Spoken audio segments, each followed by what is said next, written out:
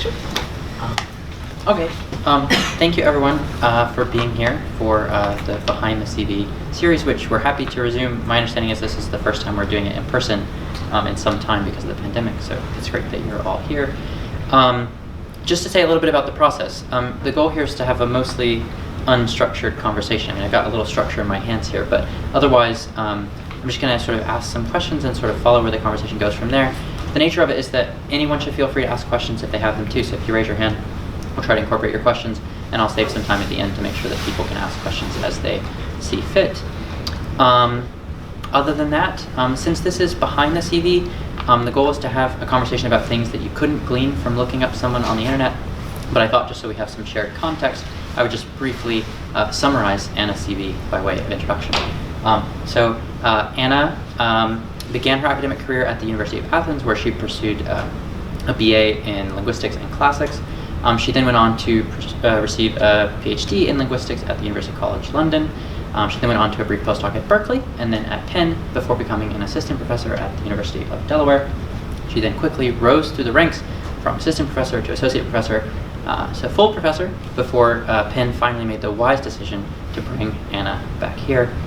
So since 2019, I think Anna has been a full professor in the Department of Linguistics here at Penn. Over and over again in her career, she has proven to be one of the premier scholars in the field, not just in her home field of linguistics, but also in psychology and in sort of the broader field of cognitive science. She's made substantive contributions not just to the study of language, but also to spatial cognition, event cognition, and development.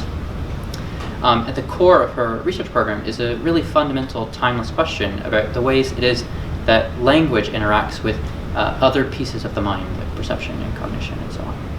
And so in this sense, Anna is a true cognitive scientist, and so it feels especially fitting that we would be talking with her today as part of the Mind Core series. So with that, join me in welcoming Anna Papafragou. Thank you. Thanks for the lovely introduction. Yes. It's great to be here. So as I said, this is really quite an unstructured thing. So I thought I would start off with a simple question, which is, what did you want to be when you grew up? Oh, that's an interesting question. I have a very boring answer, which is exactly what I am now. In fact, I couldn't imagine being anything else. So I'm the kind of person who knew early on that this was my calling, if you like, for better or for worse. I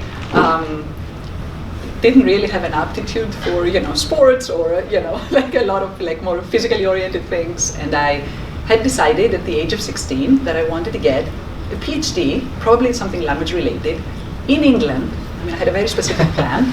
Then I wanted to go on and do a postdoc in the States. And beyond that, I couldn't look into my crystal ball. That was the end of the projection, right? So there's a little mystery, but you could see. I mean, I had planned things out quite further ahead. Your 16-year-old self would be very proud. I think you followed that pretty closely. What was there was no plan B though, right? I'm glad it worked out. Yeah. What was your hometown like? What was growing up like? I grew up in Athens in the 70s and the 80s, right? In prehistory. And it's a very fun place to be. It was and still is. And so I grew up in a house that valued education a lot. It took a lot of foreign languages and read a lot. That was my hobby as a kid. Read everything. I read a lot of literature. I loved art, and I still do. It was a very big part of my life. And that was a really enjoyable and fun time in my life. I have a very big family and lots of relatives, and so there was a lot of love and a lot of people, around me, and they all pretty much supported what I did. And I always felt, at the same time, I always felt a little different from many people in my generation, precisely because I had no problem withdrawing from the world and just doing my thing and getting lost in books. And I spent a lot of days on beaches reading poetry while other people were playing volleyball. I was perfectly happy with that as a choice. Why language? What was the original impetus for getting interested in language? I came to language via my love of literature, right? Because I read so much literature in so many different genres, I really liked to find out how literature worked and how I liked it, why I liked it so much. And I really, for the longest time, I thought that I would end up as a literary critic or as somebody who analyzed literature to find out how it ticks, how it works, right? And there was actually a time when people, especially in the structuralist tradition in Europe, did exactly that. So they analyzed literature very much using tools that linguistics at the time used, and they wanted to find out what it is about the structure of a story that makes it appealing, right? What it is, how are good stories made? And I think some of these things are still very much alive in creative writing courses and in a lot of the way we think about literature and storytelling even today. And then, of course, I quickly found out that, I guess I was thinking in some ways in terms of theories or principles and predictions, and I very, quickly realized that you can't analyze literature in this way. You can't make predictions about future forms of literature that you haven't encountered and, figure out how these would work, maybe. And so I think then I started looking at language itself. I started looking at how the mechanics of language work and how you create meaning and all of these regularities that were really interesting to me. As part of doing classics and as part of the entrance exams for the university, I studied ancient Greek and Latin, and syntax of ancient Greek was a big part of the entrance exams. And I discovered that I found syntax easy and kind of natural, because it was very satisfying to look into the mechanics of sentences and figure out how they work. And so that's how it started. That's what really got me into language and linguistics, but that was all in a sort of naive way, and I really discovered linguistics as a field in college. So you had about as clear a plan as I've ever heard from anyone, but even so, for lack of imagination or other talents, right? What was the process of deciding not just to go to graduate school, but where to go to graduate school? Were you thinking about where you wanted to be, who you wanted to work with, what kind of things you wanted to work on? What was that like? Yeah, that's a great question. So I discovered quickly in my undergraduate years that I was interested in meaning, broadly speaking. We didn't have classes in formal semantics as much, but we did have classes on pragmatics, which is the theory that explains how language is used in communication. And one of the things that I found out in those classes was that I heard about Grice's theory of pragmatics. So Grice was a philosopher in England who founded the field, and we also discussed modern incarnations of the Gricean program, relevance theory, and other schools of thought in pragmatics. So naturally, I looked up the people that were at the forefront of the field, and as I said, I had a plan. It had to be England, right? So I don't know. The U.S. was not in my plan, right, at that point, and two places that I thought would be a good fit because of that were London, UCL, where Deidre Wilson was, because she was one of the founders of relevance theory, a major theory of pragmatics. And the other place was the University of Cambridge, where Stephen Levinson was, who is also a leader in pragmatics and had just written a textbook, a very, very familiar textbook for some of us called Pragmatics. And so I applied to those two places and a few others in the UK. Stephen Levinson, at exactly that time, left to become a director of the Max Planck Institute of Psycholinguistics in Holland, and that's a place that will interact with me and has a lot of people that have similar interests as me, and that's something I will discover later on. So I made the decision to go to UCL, and that was a wonderful choice. But remember, that was the time, it was before computers and before the internet, so to find out about these places, I had to go to the British Council and pick up books, really thick books, and look up these programs with very little information. So, Were there any, again, it seems like you had a pretty clear idea of what your path was going to be like, but during these undergraduate years or in the graduate school years, were there any inflection points in your career where you felt like it could have gone one way, but it went this way instead? Honestly, I thought about potentially doing theory of literature for the longest time. Instead of doing a PhD in linguistics, I thought it would have to be Paris. I would go to Paris and I would do a PhD, which doesn't sound that bad, right? And I could have done a PhD in theory of literature. It would have been a different career path. It's funny how these things work. I do think that I would do a PhD in linguistics in the end, but one thing that counted for me back then was the funding. So to go to England and do the PhD, I had to get a fellowship, and I had to, pass exams administered by the Greek state. And there were a couple of people chosen from many, many applicants. They were all exam-based, and I felt that having done linguistics, as an undergrad, I would be better prepared for these exams via linguistics, right? Which turned out to be true, right? And so sometimes it's things like that that are also important sort of decision points. So I want to ask you about yourself as a mentor later on. So while we're in these sort of early college graduate school years, what were your mentors like? How did they influence you? How did they shape your career? I can't isolate specific individuals. There were people who were extremely supportive for me at that point. I was very happy and very fortunate to have as teachers people who were very inspiring teachers. So I remember the people who we used to go take classes with, and there was a very famous professor who was otherwise pretty unapproachable, but he was a very charismatic lecturer. So everybody woke up very early in the morning and went to the amphitheater at 8 a.m. to find a seat, one seat among the 500 seats that would be all full by 8:30 to listen to his introductory linguistics class. So I found that experience I've never forgotten, right? And I think there's a certain sense of theatricality about lecturing and a certain command of the room that he had and other very charismatic teachers have had over the years. Lila Gleitman was another one who was terrific and had more humor than my undergraduate professor. And so some of these models, stand out in my mind. There were also a lot of people who were very supportive of me in choosing a graduate school path. And so again, I look back at those years and I want to imitate some of that, emulate it, and also foster that in my own group. Speaking of that, like graduate school path, once you got to graduate school, was it still a clear path all the way through? Were there challenges? So what was that experience like? As I'm sure a lot of you realize, that's the time of intense exploration, right? Personal exploration. And, sometimes this exploration is not purely academic. Everybody wants to find themselves academically, and I certainly did in London. But there's also a lot of personal exploration as well. So to me, even the opportunity to live in London, and which was a city with a lot more opportunities and a lot more interesting things going on, even compared to Athens, that's very cosmopolitan, was an eye-opener. And at some point, you can imagine your life, or at least I could imagine my life in a lot of places, right? I know I had this path that involved the States and so on, but in reality, things could have gone, a lot of different ways at that point, right? And you don't always realize that while you're in grad school. So I could have stayed actually in England, but there were all sorts of other places that I could have ended up at that point. There's a debate that I hear every so often about what's the most enjoyable stage of an academic career. I'm a postdoc. People tell me that this should be the best time of my career. And looking back, what stage do you feel like was the most enjoyable for you?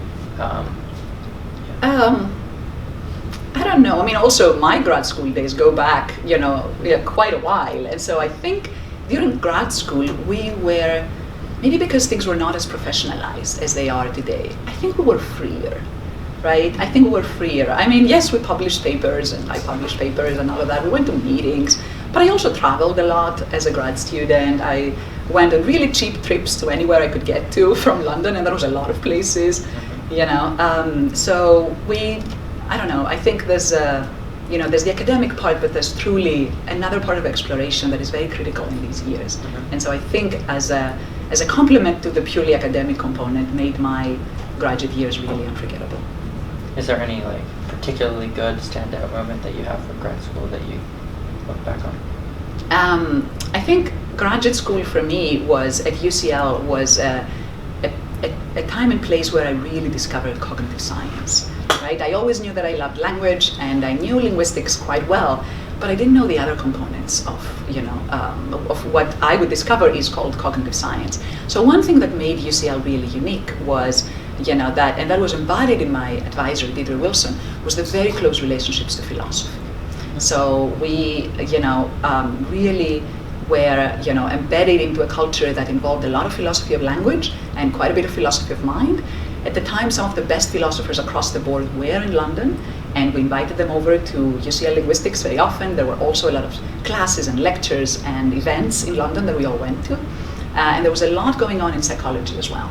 And so I feel that all of these moments that were truly interdisciplinary were really transformational for me. I didn't do any experiments at the time. So my PhD was on modality, so the use of words like may and must and can that have multiple meanings in many languages, And I argued for an approach that brought all of these meanings together in a single semantic content with a lot of pragmatically or contextually derived meanings, but I made some very explicit connections to the way these meanings are represented psychologically and to the then emerging notion of theory of mind and how we represent other people's beliefs and evidence and so on. And so in that sense, in the sense of really broadening my horizons, I think UCL was, maybe a very unique place at the time. I remember, speaking of a single standout moment in this realm, I remember submitting my very first abstract for the Boston University Conference on Language Development that I ended up going to for the next 25 years or so. And for the very first time, I submitted an abstract as a linguistics student from London who had done 0 experiments. And I don't know how that abstract got in as a talk. Mm-hmm. And I came to the US for the first time to give this talk with, again, 0 developmental data and just a conjecture about theory of mind and use of modality. And I loved the conference, and I've been going ever since. I also want to ask about the flip side of that. I like hearing about the positives too, but also, were there ever any especially challenging moments, like even just like intellectually challenging? Like I feel like sometimes people work on stuff for a while and they hit a wall where they're like starting to rethink their whole approach. Did you ever have any moments like that? Yeah, I think sometimes this is the flip side of having broad interests, right? Because it may be that you are, excited about synthesis, but analysis also presents challenges, right? So also you want to be specific, and you want to have specific findings, and sometimes, bringing back all of these interests and distilling them into, progress can be hard, precisely because you have so many paths and so many interests and so many things you could be discovering. So I think that is challenging, and that was challenging back then, and it still is, especially since now there's all these wonderful people here that you can work with in all sorts of different directions. And so I think that was challenging, and what was also challenging is figuring out who you are in this process, right? And who you're going to be in this wonderfully exciting sea of cognitive science people and findings and possibilities. Yeah, I find that challenge very relatable, as we've discussed in the past. I wonder, if you have like a second-year graduate student come into your office and they're having this like crisis about what their work's all about, what advice would you have for someone who's trying to figure out what their intellectual academic identity is? Yeah, that's actually a really great question. I think the key point would be to start graduate school with a project that is small enough for you to make manageable progress, but also ambitious enough so that you can feel proud of the result and you can use it as a springboard for further work. And there's an art in picking projects like that. And hopefully a good advisor can guide you towards doing exactly that so that you could have a sense of accomplishment. So it doesn't have to turn into an existential crisis about who you are and what you can accomplish. I think you can learn a lot about yourself, and you can help yourself move forward if you make progress in these small but inspiring steps. So that's what I would say. I feel like I already know the answer to this question, but I'll ask it anyway. Were there any points as you were confronting these challenges that you ever felt like pursuing a career beyond academia? Has that ever crossed your mind? No, but I did. Being in London, I didn't have a plan B, but I did sort of fantasize about an alternative career that I was entirely unprepared for, and that would have been a museum curator. Mm-hmm. Also, but not very different, honestly, but I feel like another sort of aspect of like this challenge of figuring out who you are is like this doubt that we all have, I think, from time to time about whether people are going to care about what we publish. If you look back on your career, you've obviously published many papers that have had a huge impact on the field. Do you feel like you've known in advance like what things were going to have an impact? Do you feel like the work you were confident in turned out the way you expected? It's funny that you say that. I actually never thought about impact. I never thought about what other people would think of my work. I don't know. I realize now that maybe I should be. I've never thought about that. I just went by what I think other people should pay attention to, and what I thought was interesting and what I thought was within my limits or my abilities. Honestly, because you can't predict these things. I don't know what that would even mean, right? I don't know who this imaginary audience is supposed to be other than yourself. Fashions change, and I changed countries multiple times, and I changed also disciplines, But in another sense, I think I sort of stayed with a theme or with a key problem, if you like. Otherwise, you're going to get lost, I feel. Otherwise, you're going to be defined by other people and other people's tastes. And I don't think this is a very useful way of doing science or honestly living your life. So for whatever it's worth, I'm not recommending it to people. I don't know, maybe it's naive, but it's an honest answer. I never thought about what other people would think of things that I did. Through that lens, I feel like when I was a first year graduate student, I was really thinking about what I wanted the rest of my career to look like. What did I want my legacy to be 20 years, 30 years down the road? Did you have a vision for yourself in that way? Did you have a sense of like what you would want to accomplish in any dimension of your academic career? What I had was strong beliefs about what is worth studying, right? And the reality was that was not a single thing back then. It is definitely more of an entity right now. So I had this idea that I was interested in meaning, and so my idea then was that you should be able to study meaning without compartmentalizing it into what different departments would study, for instance, right? So I wanted to study meaning the way I was looking at it at UCL, which was as a continuum between semantics and pragmatics, meaning that is encoded in language and meaning that is communicated in context. But I also wanted to ask the question, how do children acquire this meaning? How adults process this meaning? And how this meaning is connected to non-linguistic thinking, right? To things that are not linguistic. And so this is a very big package of interconnected questions. And that was not necessarily understood to be a package or something that anybody should study as a whole. So people at that time studied, and we're talking like 90s, right? They were studying a piece of this, right? So people in linguistics department studied semantics and pragmatics, one piece of it. People who studied language acquisition studied another piece of it, whether they lived in linguistics departments or psychology departments. People who studied language and thought didn't exist back then because it wasn't a fashionable topic. And so, there was a lot of compartmentalization. And my goal was to look at all of these questions as part of a single thing. That's why maybe I didn't think about what others would think, because nobody was thinking about this necessarily in this way. So my goal all along was to basically proselytize other people and convince them that was an amazing thing to study. So I'm very enthusiastic about it. I really, really believed it was the best thing you could study, and I still do, right? And so that was my sense. That's what I wanted to study all along. So when I was at UCL, I really got the piece that really connected semantics and pragmatics in a way that I found really exciting. And we read a lot about the other pieces as well. I didn't do any experiments at UCL, right? So I couldn't procure my own data. I couldn't study language acquisition myself, but I could see how to do that. So my goal for my postdoc was to learn how to do that, right? So that was what I wanted to do next and what I ended up doing. What about in the other dimensions of an academic career? So when I think about an academic career, I'm thinking, about sort of the ideas one is most known for. I'm also thinking about who someone is as a mentor, who someone is as a colleague.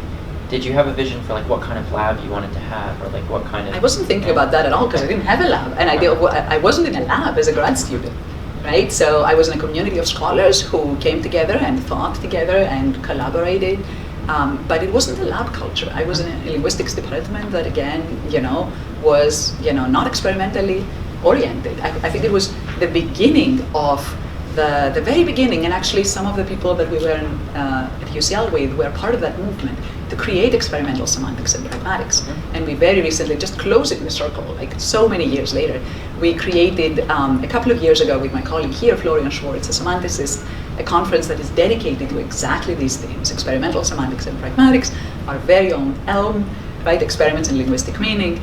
And we've had the second version of this conference last year, and it was a big success. So it was something that the world was obviously, ready for. But that community didn't exist, right, in '99 or 2000. It was just emerging.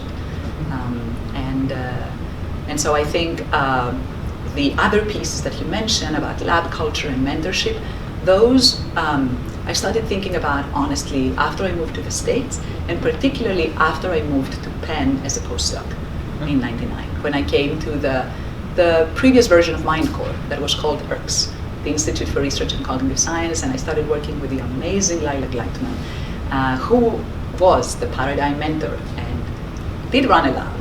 and did bring us into a community of people who work together as experimentalists. And then we started asking some of these other questions about language acquisition, about language and thought. What are the aspects of her mentorship that you took away from that experience? I think Lila truly didn't draw a line between life and science, right? She was an amazing person to be around. She, there was no point at which Lila was a mentor and no point at which she became a friend. It was all part of the same experience. It was seamless. She thought about science all the time, and she thought about other people all the time. And she valued every single member of her lab, and she helped you grow. You had an ally in Lila all the time. And she was honestly one of the, we've traveled together, we were really good friends, and she wasn't just my mentor. So, and she was very special because I think she was there for you no matter what. She was a lot of fun, and she taught you not just how to be a scientist, she really taught you how to live. That's very moving. I want to ask you a different sort of question that I think is kind of putting you on the spot a bit. I don't know if you'll be able to answer it, but in my view, I feel like a lot of academics all have at least one superpower. They have one thing that they're uniquely good at that they sort of leverage to succeed in this career. And I wonder if you think that's true for yourself, and if so, what would you say is your academic superpower? Superpower. My superpower, one of the things that I think I'm good at, within the limited range that I explained earlier, is asking a question about what lies beneath, right? So just going sort of beyond a lot of layers of analysis, just finding something that is at the core of the phenomenon.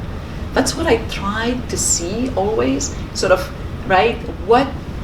Why things happen, right? And what lies at the core of a lot of things. And if you do that often enough, I think what you're going to find out is that question actually, the answer to that question may be surprisingly similar across phenomena and across fields. And I think what happens sometimes, the more our fields become specialized and richer and compartmentalized because they grow so fast, we lose track of these very fundamental insights into some very simple ideas. And so I think, because again, I don't care very much about, disciplinary divisions or orthodoxy when it comes to questions, I have an interest, I think, and I really, I like asking these kinds of questions. Do you feel I feel like there's debate sometimes about whether cognitive science has succeeded as a discipline in actually sort of making connections across. From where you sit as a very interdisciplinary scholar, do you feel like throughout your career this has changed, this has progressed? Do you feel like there's the kind of interdisciplinarity that you would like to see? Absolutely, yes. And precisely because I've been around for quite a while, I can see how the fields have changed. So I can speak about linguistics and psychology because they're closest to me. These fields were completely different 20 years ago. People didn't train together 20 years ago. When you went to a conference, like the Boston University Conference on Language Development, or the Human Sentence Processing Conference, or the Cognitive Science Society meeting, you could tell when somebody gave a presentation whether they came from a linguistics department or a psychology department or maybe philosophy department, because their training was evident, both their strengths and their limitations. And this is no longer the case, right? So the people who stand up and deliver talks are now much better versed in both theories and methods from both disciplines, and the field has really created, and I see it every day here with the people we have here at Penn, also extremely integrated research agendas that in the best of cases are just as good in individual disciplines as they are in their merging. Do you have any advice for students trying to figure that out? I mean, I feel like one of the scary things is, even if you want to do something interdisciplinary, the way the universities are structured is you're getting your training in one department or another. Is there a good way of seeking that out, or is it just do your best to talk to whoever's around? I think there's an art again in choosing courses to take and in tackling projects that should take you from something that is hopefully more tractable and is more tethered to a single discipline, and then you could take steps to sort of broaden your horizons. It's true that you cannot do everything at the same time. And even in my case, I think it took many, many years to understand the many pieces that comprise meaning. And then, over time, you do see these connections that are hard to see from the beginning. And relatedly, I guess the nature of creating new knowledge, and especially new knowledge that has an impact and sort of moves people's thinking around, is that you don't know where you're headed. And I wonder, when you're working across disciplines, at least one fear that I have sometimes is that I'm making sense to psychologists, but that the linguists are going to totally reject something that I have to say. Is that something you encountered, sort of appeasing multiple disciplines at once? Sometimes they're not so aligned. And how do you sort of navigate that? That's actually a great question. And one of the things we always talk about, in lab meetings and in all of our interactions here, is how to ensure that you're able to talk to a lot of different audiences, right? I think there's a way. It's not a very easy way to, master, but I think there's a way of talking about your findings and your work that can bring in different audiences. Sometimes you have to forego the jargon, right? Sometimes you have to hide the equations, as we say, right? There's a lot of very technical knowledge behind one's work that you don't necessarily have to highlight. I think if you can, you can present the technical things without getting lost in the terminology of individual fields. I think you can do that. You can reach sort of a wider audience. That makes a lot of sense to me. As someone who's read your papers from a very different lens, they've always been sort of interpretable. Right. I think simplicity is hard to accomplish, but I value it myself. When I go to a talk in an area that I'm not an expert in and I can understand it from beginning to end, I feel that the person who's giving the talk has made an effort to be clear and explain things and honestly encourage conversation. Because if you don't bring in the non-experts and the people who are not already invested in the field, this field is not going to be healthy. You're not going to have allies. Your field is not going to grow. And it's not going to connect to other things that are emerging. I wanted to, go back to this. You mentioned with Lila about the lack of boundaries between life and work. I wonder how you see yourself in that, and I guess more generally, I feel like that's something that a lot of young academics struggle with a lot. It feels like the demands of this career are impossible at times. You see your peers with 70 published papers by the time they're 24. I wonder how you deal with those boundaries in your own life, and I also wonder, in mentoring students, how you help them to work through those sort of difficult questions about boundaries. And I think that's right. That's a really great question. I think everybody needs to find the answer that they are comfortable with in this matter. What I will say is that I am very bimodal. I take long breaks, and I feel no guilt about doing that. And I think people should do that. I think people should disengage and take care of themselves and have fun in ways that have nothing to do with the wonderful things we do together or they do for work. I think this is very healthy, and it keeps you grounded. And I think that one should never feel that they have to sacrifice for this. I think for this job or to be successful. I think this is sort of a dangerous path. I think there's always something to be said about balance. Lila herself was great at that. Lila herself made the time for people. She was never too busy to see the people who needed her. She was never too busy to have fun. And if she melded, science and life, it's not because she was, constantly trying to write more papers, but because she was engaged in this world of ideas. She literally, she told me, but I could also see that she had ideas in her shower, right? In the morning, she woke up and she thought about the things that we were discussing or writing about. And, she talked to her hairdresser about concepts, honestly.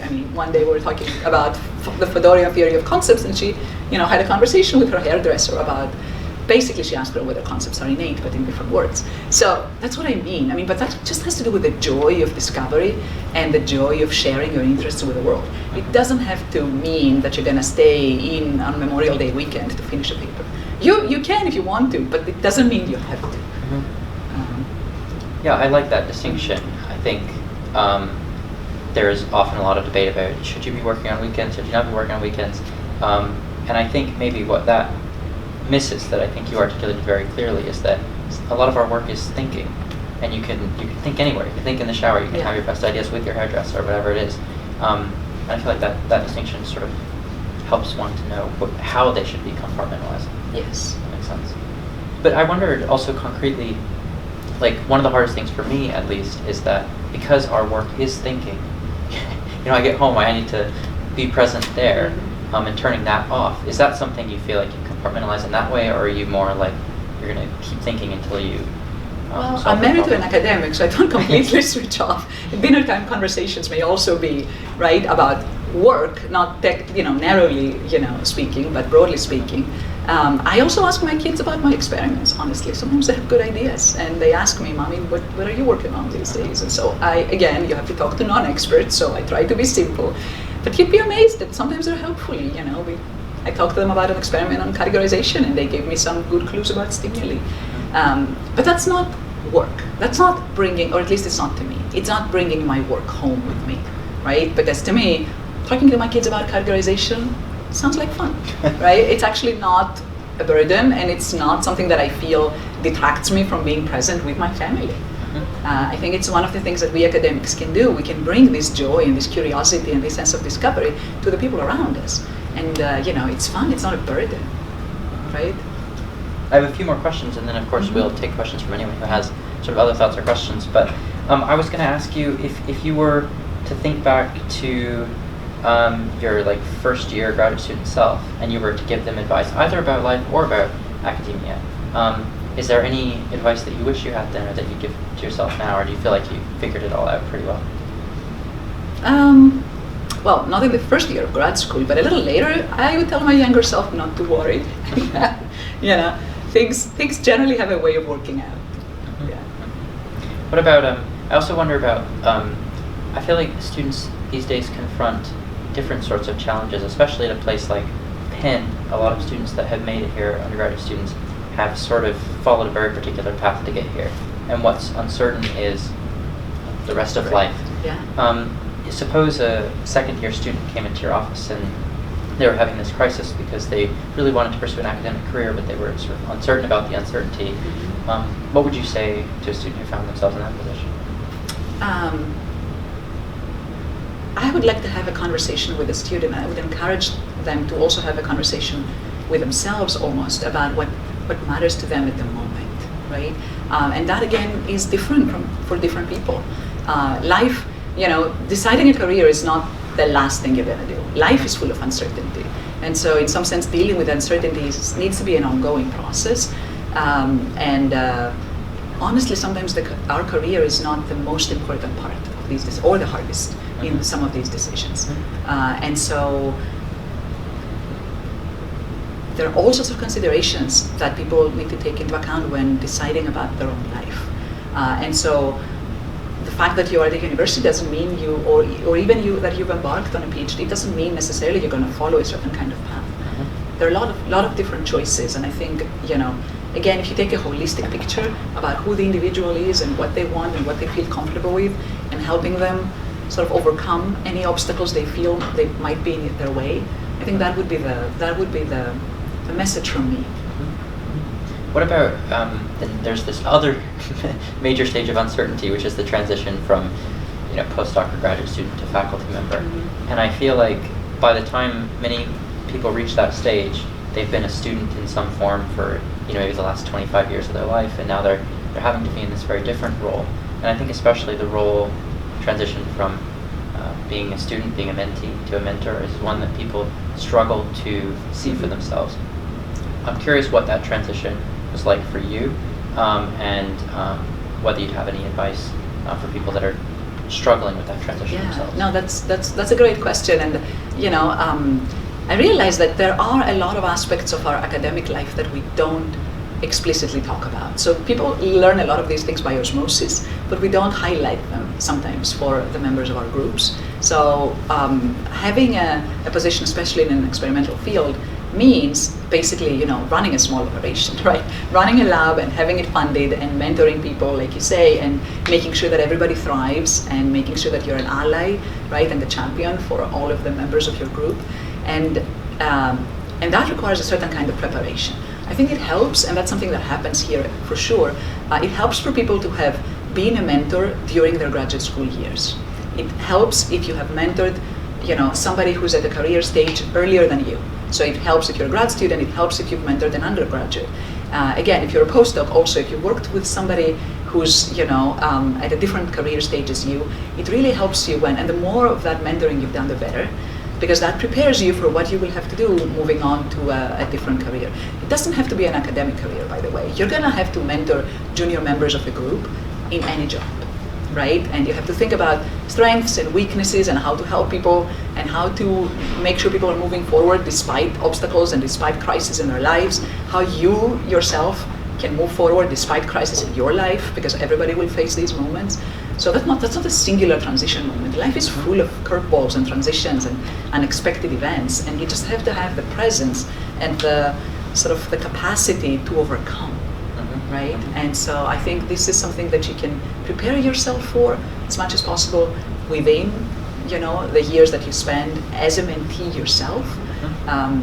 But you also have to have the resilience to deal with these things as they evolve.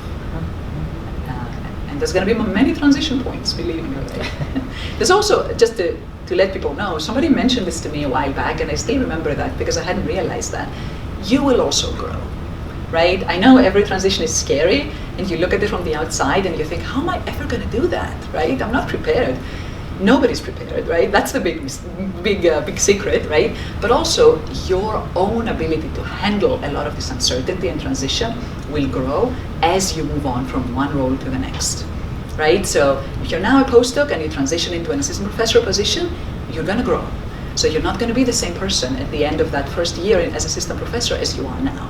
It's very hard to anticipate because you think that you are going to be you, and that's true, but you're also going to grow with the role. And because you're going to grow, you're going to be able to handle the new challenges. And you're going to change. And this is why I think most of us over time feel prepared to handle more. Not because we're inherently prepared, but because we've been through enough of these transitions to know that things that look scary now will look a little less scary once you cross that threshold and you start actually taking on these responsibilities. What was the way that you had to grow in the transition to an assistant professor position? Was there like a particular dimension that you saw yourself changing or sort of evolving? Everything. You need to learn a lot on the fly, right? From budgeting, your lab needs, to purchasing equipment, to looking at square footage of the lab and figuring out the space, right? Becoming a designer for your lab, to recruiting grad students and interviewing people, to handling colleagues, right? And departmental politics. Showing up for your first faculty meeting, right? Finding a voice in that faculty meeting, and you're just navigating the world of academia and figuring out a division of labor between your research job and potential administrative positions or other obligations you might have. Figuring out how many yeses and how many no's you should say. So all of these things are going to be there all the time, and it's not easy in the beginning. So the one thing that I would recommend also is just to ask honestly, right? Just to ask, find mentors, informal and formal, and find people you trust and honestly ask for help. It's amazing how, people don't do that as much as they could. I think, colleagues, especially people who are more senior than you, are always ready to help, right? And I think, honestly, the people who are ready to help are the people who should be asking, and not the people who are unwilling to help. And a lot of us feel sometimes that we have to figure out everything by ourselves, and that we should. And there's no rule that says that. Well, I have one more question, and then I'll open it up for others to ask. But you spoke highly of Lila as a mentor and described her, and it seems like it would be good for us all to emulate her. But beyond that, how would you describe yourself as a mentor? How do you think your students would describe you? Or what do you think is the essence? I have a lot of people here to confirm or disconfirm. I'll check with them afterwards. I can tell you what I aspire to. I don't know if it succeeds or not, but I can tell you what I would like to be. I would like to be someone who figures out what someone is interested in and tries to help them grow in that direction and pursue those interests. And somebody who, helps students in my group grow in all dimensions, grow in their discovery of new problems, grow in the questions they will ask, grow in the methods they will use to answer these questions, grow in the way they view the field and their place in it, grow in the sense of being independent and of being able to carry out independent steps when they leave the lab, and also be happy in the process, hopefully, right? And feel, strong and connected and part of a healthy group where people look out for one another, and where people can truly form relationships that will last for a lifetime, because the people you train with are going to be always, right, part of your memories, but also part of your ongoing network, no matter where they end up, because these relations don't go away in my experience. So I'm really close with everybody who was in that huge Gleitman family, right? And it is a family, and we still get together and we still do things, as a group. And some of my closest collaborators are still in that, cohort. So that's I think what I aspire to. Other questions for Anna?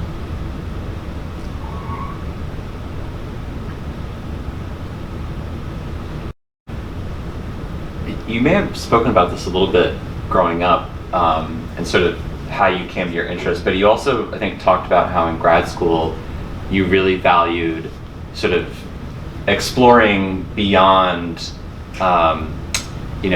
the university setting. You talked about traveling, and it sounded, if I'm remembering correctly, that exploring in a more sort of general sense also helped you refine your own sort of like academic and professional interests. Did I get that correctly? Yeah. So I'm sort of curious, what other sorts of instances, what are some other examples of that in sort of your graduate career and after, sort of things that shaped your professional interests in maybe unexpected ways? I think sort of there's a broad way and a narrow way of answering this. I think anybody who has an interest in this, push and pull between universality and diversity is interested in exploring other groups, other places, other communities, other people. So I think in that sense, really having experience with different groups, different languages, different cultures is always helpful, right? Our work is very intensely comparative. We compare languages, we compare very often, patterns of, linguistic development in different communities, conceptual development across different communities. And I just think that this sense of exploring really feeds into this worldview, if you like, that is informed not just by your work, but also by all of the evidence and knowledge that you amass from all of these experiences. I can't point to very specific things, but this is almost like an accumulated taste that comes about through talking to other people and through traveling and through reading. And some of these insights about your work come from, honestly, also literature, which is a form of travel, right? So I like the line from, the poet that talks about truth and beauty in life. And I honestly think that this is what life is about, plus people, right? So truth, beauty, and relations. And I think this is something that you learn by exploring and by being curious. Thank you. Do you think there's any tricks for creating sort of a collaborative group that is diverse and has different interests and brings different things together, or is it just hiring the people that make sense? I guess some of these things you never know, right? You can never predict. I think the key to these things is just maintaining a level of openness. I think this is something that is very liberating. I think this goes back to the question of not allowing jargon to get in the way of an honest discussion. I think if people honestly engage with some of these issues, because the issues are foundational very often, and because they span disciplines and they span interests, if you maintain a basic level of openness, I think you can really bring people together, and people can sort of speculate and engage and give you, right, their unfiltered ideas, especially when it comes to helping another lab member who's working through these ideas. I think this is the key, honestly. There's nothing else. You just bring in people with true respect of where they're coming from, and you cultivate a sense of openness and open, exchange, admission of failures, right? Admission of limits, right? You can say, I don't know, this is as far as I've come, and can you please help me move forward? That's it. You don't need anything else. I think in an academic environment, if you empower people to think for themselves, and if you empower them to help other people and get help themselves, that is it. And if the people you bring together are, strong enough and motivated enough, this is a very powerful combination. It's not like something hidden and mysterious, right? It has been shown to work again and again. You know when you step in these rooms, and you know when you step into a room where you should think before talking because you may be judged for what you say. You just know. You mentioned that in early stages of your career, when studying language and thought wasn't really a thing, I imagine it might have been kind of difficult to study something that's really new and interdisciplinary and nobody else really thinks about. What were some of these difficulties, and what do you think helped in that process of finding yourself in that realm? Yeah, that's a great question. So I remember when I first started working with Lila, our question was, within this broad domain, could the way languages encode different types of meanings, and especially motion, that was our area, in space, the area we worked on, could that change the way you think about space? So I remember very proudly writing my first abstract on this topic, and my answer was no, right? So we found that regardless of how, we compared English and Greek back then, regardless of how English and Greek speaking kids and adults described space, and there were very significant cross-linguistic differences, people thought in the same way about space, according to our memory and categorization tasks. I write very proudly my very first abstract on this, and I send it to the meeting of the Linguistic Society of America. And the abstract got rejected because this was not a linguistic topic, right? That was in the early 2000s. A couple of years later, I submitted an abstract because I didn't want to give up, right? That's a character flaw, right? I submitted another abstract, which was on the source-goal asymmetry, right? Again, motion events. And you know what the Linguistic Society of America did? Not only did they accept the abstract, they put it on their website. It still is on their website as a model abstract for other people to follow when they write their abstract. What had happened? I think these things change, right? So I think fashions change. I think fields change.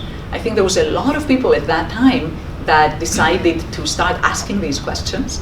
And what I discovered, this was not a straightforward question that a lot of people officially engaged in, right? There was no course in linguistics that had the title Language and Thought. But a lot of people started incorporating these very prominent, very public debates into their psycholinguistics courses with huge success, right? And then, because of the prominence of these findings and of a lot of these fights, right, and debates in the literature, this became more of a conversation, an ongoing conversation, even within linguistics, right? And there was an explosion of these topics, and now, actually, right now, this is a completely, standard topic in a lot of areas. People, it has become very standard in our undergraduate teaching even. People know about these topics. People are excited about it, just as they were back in the day, right? But it has become much more part of our regular, way of doing things. And at this moment, actually, right now at Penn, in the linguistics department, I teach an undergrad class on language and thought and a graduate seminar, and they both proved to be, popular just as they were like all those years ago.